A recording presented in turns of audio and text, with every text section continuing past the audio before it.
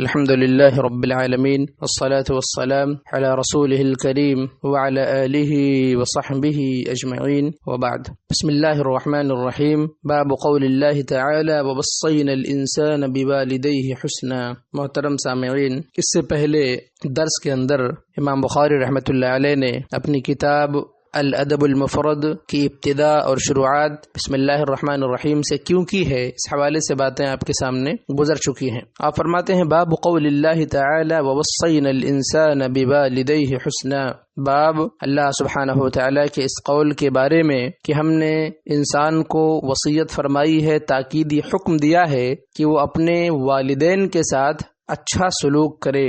اللہ تعالیٰ نے اس آیت کے اندر والدین کے ساتھ نیکی کرنے کا، بھلائی کرنے کا حکم دیا ہے. اللہ تعالیٰ نے قرآن مقدس کے اندر اور بھی جگہوں کے اندر اللہ نے اس مضمون کو دہرایا ہے. وَاعْبُدُوا اللَّهَ وَلَا تُشْرِكُوا بِهِ شَيْئًا وَبِالْوَالِدَيْنِ إِحْسَانًا. اللہ تعالیٰ نے اپنی عبادت کے ساتھ والدین کے ساتھ حسن سلوک کو جوڑا ہے، جس سے اس کی اہمیت اور فضیلت کا ہمیں علم ہوتا ہے. شارحین فرماتے ہیں کہ امام بخاری رحمۃ اللہ علیہ کا اپنی اس کتاب کی شروعات اللہ تعالیٰ کے اس فرمان سے کرنا، کہیں نہ کہیں اس کے اندر اس بات کی دلیل موجود ہے کہ لوگوں میں سب سے زیادہ ادب اور توجہ کے مستحق آپ کے والدین ہیں. آپ کے والدین سے زیادہ اس کا مستحق کوئی نہیں، لہذا ان کی نافرمانی سے بچنا چاہیے اور ان کی فرما برداری کرنی چاہیے، کیونکہ ان کا حق سب سے بڑا ہے. امام عبد الرحمن بن ناصر السعدی رحمہ اللہ اپنی تفسیر کے اندر فرماتے ہیں کہ اس آیت کا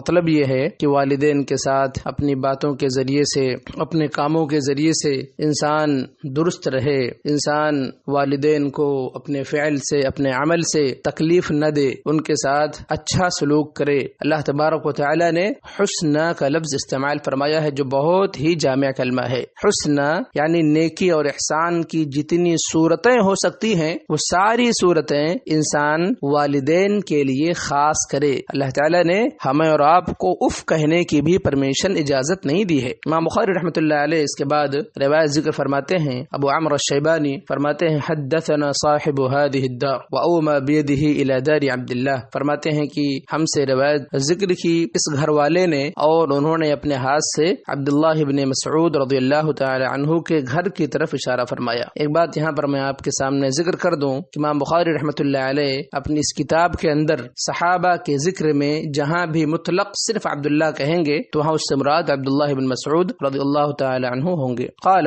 فرماتے ہیں سألت النبی صلی اللہ علیہ وسلم ای العمل احب الی اللہ عز وجل. فرماتے ہیں عبداللہ بن مسعود رضی اللہ تعالی عنہ، میں نے اللہ کے نبی صلی اللہ علیہ وسلم سے پوچھا کہ اللہ کے نبی صلی اللہ علیہ وسلم، اللہ کے نزدیک سب سے محبوب ترین عمل کون سا ہے؟ اس ٹکڑے پر شارحین نے تین باتیں لکھی ہیں. پہلی بات یہ ہے کہ علم کو حاصل کرنا اور علم کو سیکھنا صحابہ کرام رضوان اللہ علیہم اجمعین کے یہاں آپ دیکھیں تو یہ چیز سوالات پر مبنی تھی. علم اگر آپ سیکھنا چاہتے ہیں تو آپ سوالات کیجئے، آپ سوالات کیجئے، جو جانتے ہیں ان لوگوں سے آپ استفادہ کیجئے. صحابہ کرام رضوان اللہ علیہم اجمعین کے بارے میں آتا ہے وہ اللہ کے نبی صلی اللہ تعالی علیہ وسلم سے مختلف مواقع پر سوالات کیا کرتے تھے، اور جب کوئی باہر سے صحابی کوئی بدو وغیرہ آتا سوالات کے لیے، صحابہ بہت خوش ہوتے کہ آج تو ہمیں دین سیکھنے کا موقع ملے گا. اس لیے کہ صحابہ کرام رضوان اللہ علیہم اجمعین اللہ کے نبی صلی اللہ علیہ وسلم سے ادب کی وجہ سے بہت زیادہ سوالات نہیں کر پاتے تھے، لیکن جب کوئی بدو آتا تھا تو اللہ کے نبی صلی اللہ علیہ وسلم کے سامنے بہت زیادہ سوالات ایک ساتھ کر لیتا تھا، تو صحابہ بہت خوش ہوتے تھے، اس بات سے بہت خوش ہوتے تھے. عبداللہ بن عباس رضی اللہ تعالی عنہ سے جب پوچھا گیا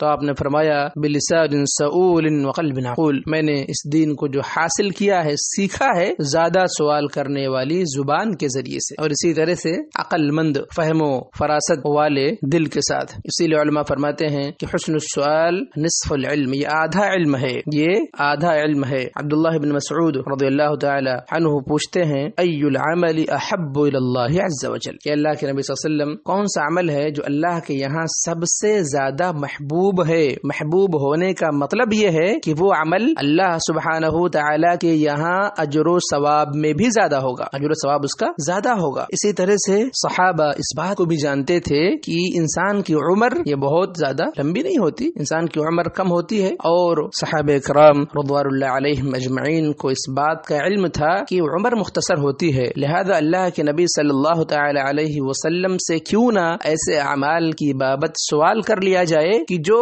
عمل تو تھوڑا ہو لیکن اس کا ثواب زیادہ ہو اللہ سبحانہ تعالی کے نزدیک۔ اس لیے صحابہ کرام رضوان اللہ علیہم اجمعین اس طرح کے کلمات کا استعمال کر کے اللہ کے نبی صلی اللہ تعالی علیہ وسلم سے سوالات کیا کرتے تھے۔ آپ صلی اللہ علیہ وسلم فرماتے ہیں الایمان، ایمان کے 70 سے زیادہ شعبے ہیں۔ آپ نے کہا سب سے بلند اور اونچا شعبہ لا الہ الا اللہ کہنا ہے، اور سب سے نچلا جو شعبہ ہے وہ راستے سے تکلیف دہ چیز کو ہٹانا ہے۔ تو ایمان تو پتہ چلا کہ اعمال کے اندر یہ مراتب ہیں، سارے اعمال ایک جیسے نہیں ہوتے بلکہ ان کا ثواب اللہ سبحانہ تعالی کے یہاں الگ الگ ہوتا ہے۔ قال الصلاۃ علی وقتها، فرمایا جو سب سے افضل اور محبوب عمل ہے اللہ تعالیٰ کے یہاں وہ نماز کو وقت پر پڑھنا ہے۔ اللہ تعالیٰ نے 5 وقتہ جو نمازیں ہمارے اور آپ کے اوپر فرض کی ہیں، اللہ تعالیٰ نے سب کے وقت کی تعیین فرما دی ہے کہ فلاں وقت کی نماز کا وقت فلاں وقت سے شروع ہو کر فلاں وقت تک ہے۔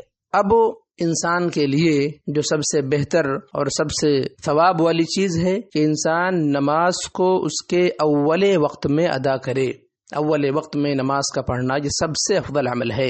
اسی لیے ابن حجر رحمۃ اللہ علیہ نے ابن بطال رحمہ اللہ سے نقل کیا ہے اپنے فتح کے اندر، فرماتے ہیں کہ افضل من التراخی فیہ، نمازوں کو مؤخر کرنا یہ پسندیدہ نہیں ہے بلکہ نمازوں کو اس کے اول وقت میں پڑھنا یہ زیادہ محبوب اور اللہ سبحانہ تعالی کے یہاں اجر و ثواب میں زیادہ ہے، الا یہ کہ تخصیص وارد ہو۔ تخصیص کا مطلب یہ ہے جیسے صلاۃ العشاء کے بارے میں اللہ کے نبی صلی اللہ تعالی علیہ وسلم کی تعلیم یہ ہے کہ اس کو اگر انسان تاخیر سے پڑھتا ہے جماعت کے ساتھ تو افضل ہے، جیسا کہ نبی صلی اللہ تعالی علیہ وسلم نے صحابہ کرام کو ثلث لیل تک اس عشاء کی نماز کو مؤخر کیا ہے۔ اسی طرح سے ظہر کی نماز جب گرمی وغیرہ بہت زیادہ ہوتی ہے تو اللہ کے نبی صلی اللہ علیہ وسلم نے اس کو بھی ذرا مؤخر کرنے کی آپ نے تعلیم دی ہے۔ آپ نے تبرید کی بات کہی ہے کہ ذرا اس کو ٹھنڈا کر کے انسان پڑھے۔ نماز کو اوقات میں پڑھنا یہ فرض اور واجب ہے، الا یہ کہ 2 لوگوں کو شریعت نے معذور مانا ہے۔ ایک انسان بھول جاتا ہے تو بھولنا عذر ہے، لیکن جو ہی اسے یاد آئے گا، جو ہی اس کو یاد آئے گا کہ میری نماز رہ گئی ہے، کسی کام میں مشغول ہونے کی وجہ سے انسان کی نماز چھوٹ گئی، لیکن جیسے یاد آئے گا اس کے اوپر نماز پڑھنا واجب اور ضروری ہے۔ اسی طرح سے انسان سو گیا، ایسا انسان معذور ہے، لیکن جو ہی اس کی نیند کھلے گی ایسے انسان پر واجب اور ضروری ہے کہ وہ فوراً وہ نماز کی قضا کرے، یا جو اس کا وقت ہے جس وقت میں اس نے اس کو پایا ہے فوراً اس کو ادا کرے۔ لیکن ہمارے بعض بھائی جو عادت بنا لیتے ہیں راتوں کو تاخیر سے سونا اور پھر فجر کی نماز کو بالکل اخیر وقت میں ادا کرنا، یہ معمول بنانا درست نہیں ہے۔ محترم حاضرین، نماز یہ اللہ تعالیٰ کا حق ہے، اسی لیے آپ دیکھیں اس کو بقیہ حقوق پر مقدم کیا گیا ہے، کیونکہ اللہ سبحانہ تعالیٰ کے حق سے بڑھ کر کوئی حق نہیں ہے۔ قلت ثم ای، پھر عبداللہ بن مسعود رضی اللہ تعالیٰ عنہ پوچھتے ہیں اللہ کے نبی صلی اللہ علیہ وسلم اس کے بعد کون سا عمل ہے جو فضل و ثواب کے اندر اور اسی طرح سے اللہ کے یہاں سب سے زیادہ محبوب ہے؟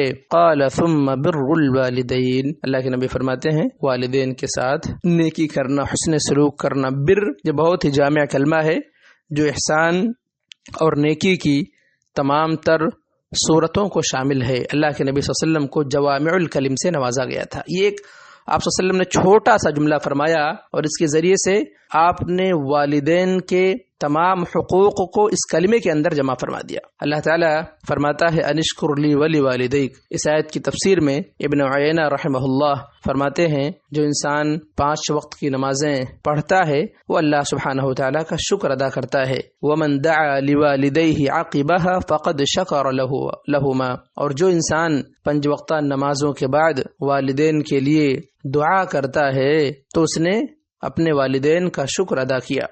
اس سلسلے میں تفصیل کے ساتھ امام بخاری رحمۃ اللہ علیہ نے والدین کے حقوق کے حوالے سے آگے کے ابواب میں بات کی ہے، انشاءاللہ وہاں مزید تفصیل آپ کے سامنے پیش کی جائے گی۔ قلت ثم ایو، قال ثم الجہاد فی سبیل اللہ، اللہ کے نبی فرماتے ہیں پھر اللہ سبحانہ تعالیٰ کے راستے میں جہاد کرنا، اللہ سبحانہ تعالیٰ کے کلمے کو بلند کرنے کے لیے، توحید کی بالادستی کے لیے انسان اللہ سبحانہ تعالیٰ کے راستے میں جہاد کرے، یہ بڑا ہی افضل عمل ہے۔ ایک سوال یہ پیدا ہوتا ہے کہ یہاں پر جہاد کو تیسرے نمبر پر ذکر کیا گیا ہے۔ شارحین فرماتے ہیں کہ کہیں نہ کہیں اس میں اشارہ موجود ہے، والدین کے بعد اللہ تعالیٰ نے جہاد کا ذکر کیا ہے کہ اگر جہاد کی صورت فرض کفایہ کی ہے تو ایسی صورت میں جہاد کے لیے والدین کی اجازت اور ان کی پرمیشن ضروری ہے، جیسا کہ آگے کے ابواب میں امام بخاری رحمۃ اللہ علیہ نے اس پر صحیح اسناد سے واقعات کا ذکر فرمایا ہے۔ ثنی بہن